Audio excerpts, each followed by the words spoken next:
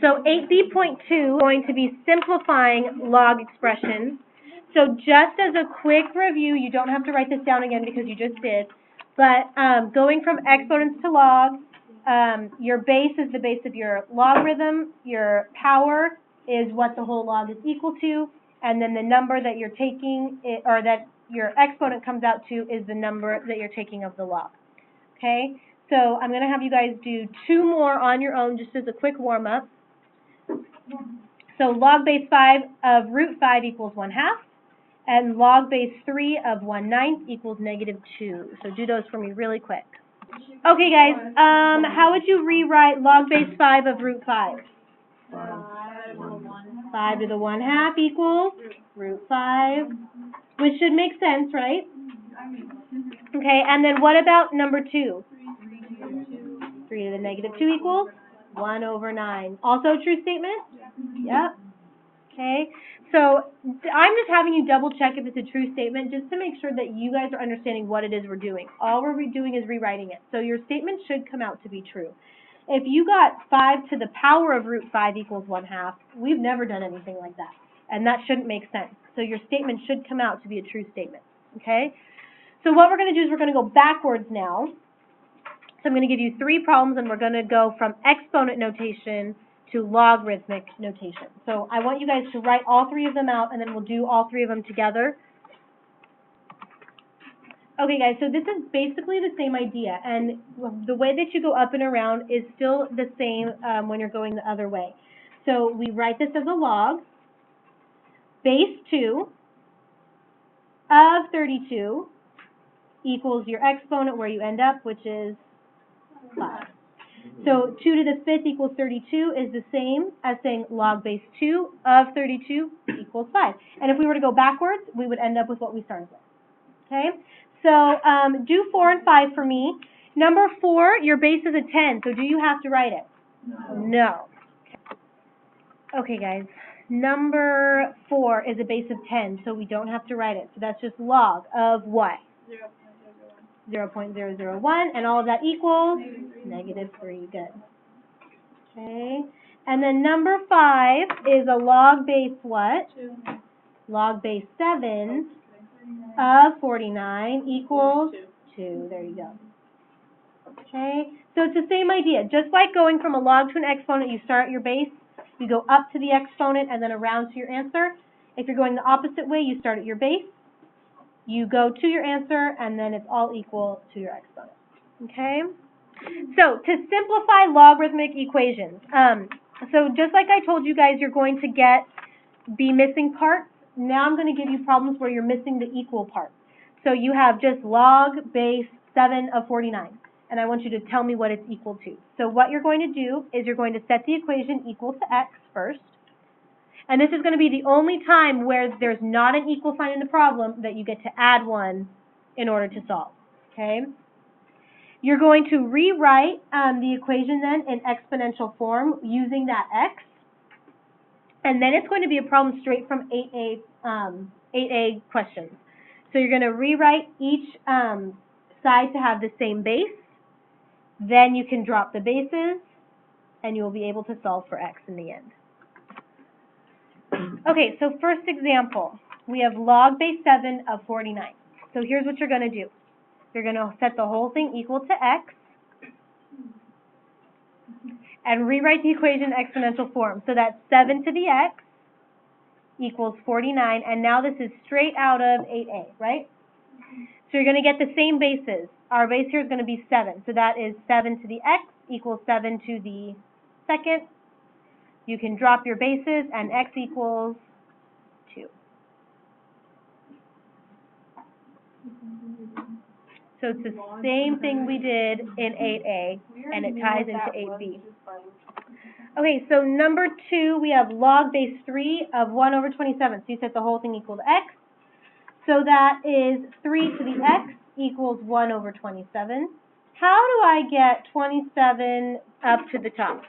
Make it negative, and it's 3 to the what? Negative 3. So x equals -3. Good. Okay. What about number 3? We set the whole thing equal to x, and this was the most missed question on the 8A test, was a problem that looked like this. So this is 4 to the power of x equals 16 root 4, yes? Okay, now we have to get all of this as a base of 4. So 16 is 4 to the what? Second, and root 4 is 4 to the 1/2. Now, I want to add these exponents, but this does not have a denominator of 2. It has a denominator of 1. So how could I rewrite it? 4 over 2. To the 4 over 2. So this would be 4 to the x equals 4 over 2 plus 1 over 2 is 5 over 2. So x equals 5 over 2. Okay, so remember, that 16 also has a base of 4, but you need to write them separately. Okay. What about number 4? You set the whole thing equal to x. So that's 2 to the x equals the cube root of 1/4. And if I want to move that 4 up and make it a base of 2, what do I need to do? Negative. So this is the cube root of 2 to the negative 2. I still don't have a complete base of 2. What else can I do? Yeah. So this is going to be 2 to the negative 2 over 3. Remember, a root becomes the denominator of your fraction. So what does x equal? Negative 2 over 3. Okay. So I believe this concept goes back to unit, I want to say unit 4 or 5, where we were going back and forth between radical notation and exponent notation. So you take your radical, and that becomes your denominator of your exponent. Okay. All right, last one. We set the whole thing equal to x. So this is 1/2 to the x. Put the 1/2 in parentheses. Equals 16. This is going to be a base of what, guys? 2, but I need to move this 2 up. So that's going to be 2 to the negative x equals 2 to the what? 4th. So if negative x equals 4, what does positive x equal? Negative 4. Okay. So just as a reminder, if there is no base, then the base is 10, and this is called the common logarithm. Okay, so remember, it's like having a denominator of 1. You don't have to write it, but if it's not there, we can assume that it is. Okay? So we have 5 examples using bases of 10 to solve, and then, or to simplify, and then we'll be done. Okay? So the nice thing about bases of 10 is bases of 10 are really easy to get the same base because we know it's going to be 10 always. So let's look at number 1. We have log of 1,000. So we set the whole thing equal to x.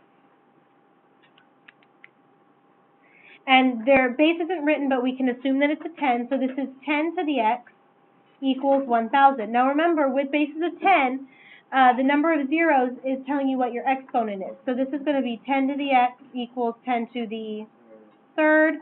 So x equals 3.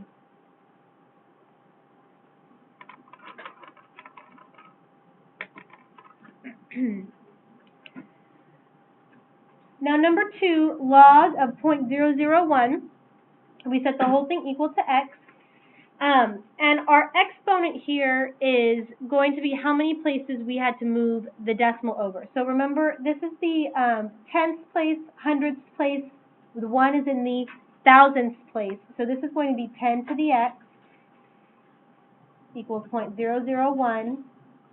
But if my 1 is in the thousandths place, that means that it's going to have an exponent of negative 3. Okay, because thousandths has 3 zeros. So then x is going to equal negative 3.